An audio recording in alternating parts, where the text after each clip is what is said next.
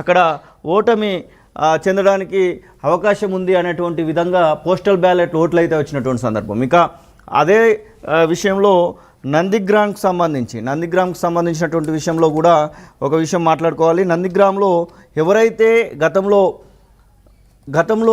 ఎవరైతే ఓటమి చెందించారో అధికారి శివేందు, ఇతను భారతీయ జనతా పార్టీకి సంబంధించినటువంటి వ్యక్తి.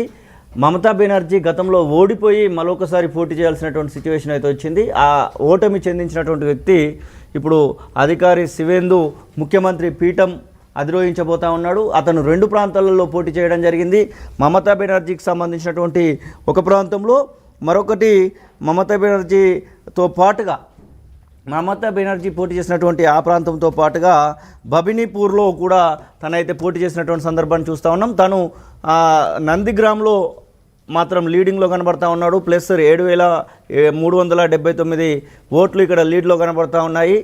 కానీ ఇంకొక ప్రాంతమైనటువంటి ఏదైతే మమతా బెనర్జీ స్వంత నియోజకవర్గమైనటువంటి ప్రాంతంలో మాత్రము తను ఓటమి చెందుతున్నటువంటి సందర్భం. కానీ ఒక ప్రాంతంలో గెలుస్తున్నాడు కాబట్టి బబినీపూర్ కాన్స్టిట్యున్సీలో తను ఓటమి చెందినప్పటికీ కూడా తాను ముఖ్యమంత్రి పీఠాన్ని అధిరోహించడం అనేది అయితే తథ్యంగా కనబడతా ఉంది. బబినీపూర్ గురించి ఒకసారి మీకు చూపించేటువంటి ప్రయత్నం చేస్తాను. బబినీపూర్లో పూర్తిగా ఒక అంతకు చెప్పాలంటే బబినీపూర్ అనేది అక్కడ కూడా మమతా బెనర్జీ ఓడిపోతుందా అనే విధంగా పోస్టల్ బ్యాలెట్లకు సంబంధించినటువంటి ఓట్లు అయితే వచ్చాయి. బబినీపూర్కి సంబంధించి మీకు చూపించేటువంటి ప్రయత్నం చేస్తున్నాను. మొత్తం 294 కాన్స్టిట్యున్సీలలో 190కి పైగా కాన్స్టిట్యున్సీలు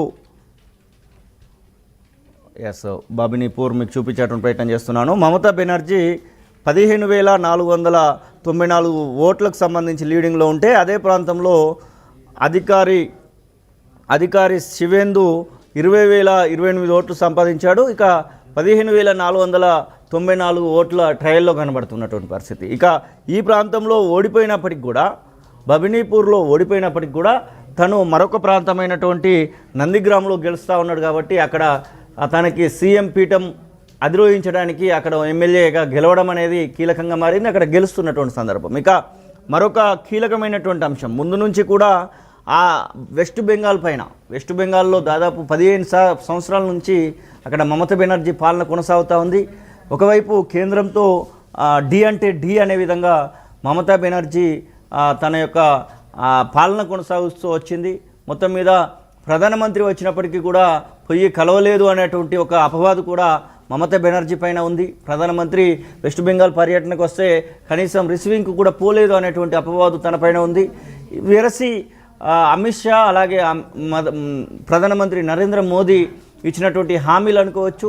ఇక 15 సంవత్సరాల నుంచి చూస్తున్నాం కదా, ఒకసారి మార్చేద్దామనేటువంటి ఆలోచన కావచ్చు. మొత్తం మీద మమతా బెనర్జీకి అయితే ఒక చావు దెబ్బగానే చెప్పుకోవచ్చు.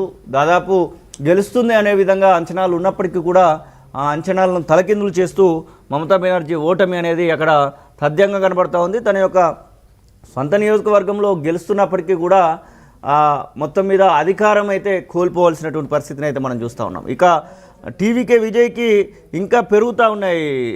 శ్రీశైలం 110కి వచ్చాడు టీవీకే విజయ్. మరి సింగిల్ లార్జెస్ట్ పార్టీగా తను కావడానికి కేవలం ఇంకా 8 సీట్ల దూరంలో కనబడతా ఉన్నాడు.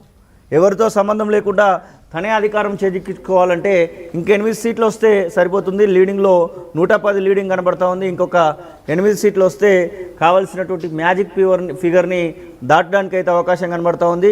కేరళలో ముందు నుంచి చెప్పుకుంటున్నట్టుగానే ఎల్డిఎస్ అక్కడ ఉన్నటువంటి కూటమి యూడిఎఫ్ పైన ఓటమి పాలవుతున్నటువంటి సందర్భాన్ని అయితే మనం చూస్తూ ఉన్నాం.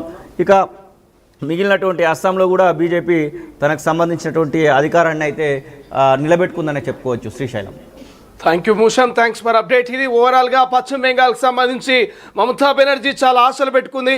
సో ఖచ్చితంగా ఈసారి కూడా గెలుపు మనదే, అధికారాన్ని చేపట్టబోయేది మనమే. సో చివరి క్షణం వరకు కూడా ఎక్కడ నిరీక్షణ పడొద్దు, ఎక్కడ కూడా మీరు అసహనానికి లోనవద్దు. చివరి క్షణం వరకు, చివరి రౌండ్ వరకు ఓపికగా మీరందరూ కూడా కౌంటింగ్ సెంటర్లోనే ఉండాలంటూ ఏజెంట్లకు మమతా బెనర్జీ చెప్తుంది. ఆమె చాలా ఆత్మవిశ్వాసంతో ఉంది, చాలా ధైర్యంగా ఉంది. చివరి క్షణం వరకు, చివరి రౌండ్ వరకు వెయిట్ చేద్దాం. ఖచ్చితంగా విజయం మనదే అనేటువంటి ధీమాతో మమతా బెనర్జీ ఉంది. బట్ ఆమె అనుకుంటున్నటువంటి అంచనాల్ని రీచ్ అవ్వడం కష్టంగానే కనిపిస్తుంది. దాదాపు 190 స్థానాల్లో బీజేపీ అక్కడ ఆధిక్యంలో ఉంది. కేవలం 90 నుంచి 95 స్థానాల్లో మాత్రమే మమతా బెనర్జీ లీడ్లో ఉంది. కాబట్టి సో అక్కడ మరి ఖచ్చితంగా బీజేపీయే విజయం సాధిస్తుంది అనేది ఆల్మోస్ట్ కన్ఫర్మ్ అయిపోయింది. బట్ మమతా బెనర్జీ ఇంకా ఆశలు పెట్టుకుంది. చూద్దాం ఏం జరగబోతుందో. ఇక మమతా బెనర్జీ ఓటమి ఖాయమనేట్టు ఒక చర్చ సోషల్ మీడియాలో ఇప్పటికే మొదలైంది. కాబట్టి చూడాలి ఫైనల్ రిజల్ట్ వచ్చేంత వరకు, 20 రౌండ్లు కంప్లీట్ అయ్యేంత వరకు ఎటువంటి ఫలితాలు ఉండబోతున్నాయి, చివరి క్షణంలో ఏం జరగబోతుంది అనేది చివరి వరకు చూడాల్సిన అవసరం అయితే కనిపిస్తుంది.